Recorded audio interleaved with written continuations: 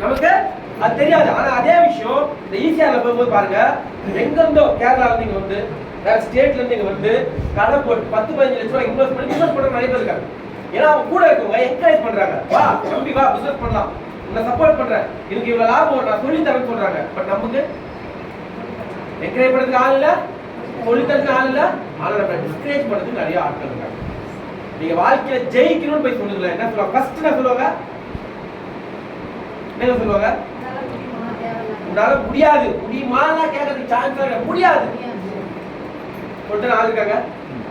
So என்னோட employment life next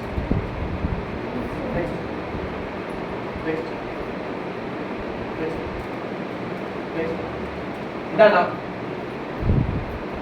2018ல ஆக்சஸ்க்கு முன்னாடி பேசிக்கா டிப்ளமோ முடிச்சுட்டு டைரக்ட் செகண்ட் இயரா பி ஜாயின் பண்ணி பியும் 3 வருஷம் முடிச்சுட்டு ஒரு கம்பெனில அசிஸ்டன்ட் மேனேஜரா ஜாயின் பண்ணி எலக்ட்ரிக்கல் மெயின்டெனன்ஸ் இன்சார்ஜ் ஜாயின் பண்ணி அந்த கம்பெனில இருக்க எல்லா வேலையும் செய்யணும்.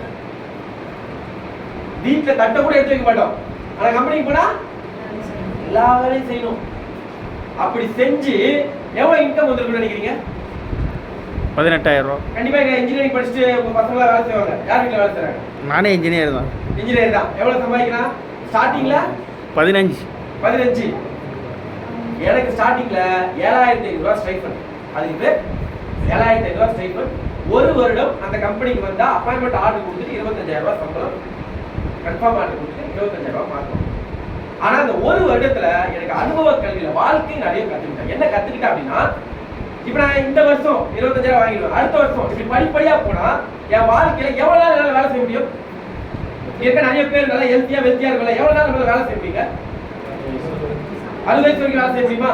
நெக்ஸ்ட் கண்டிப்பா 60 வயசு வரைக்கும் நம்மளால வேலை செய்ய முடியும். சரி, 60 வயசு முடிஞ்சவன நெக்ஸ்ட் 60 வயசு முடிஞ்சவன என்ன பண்ணலாம்?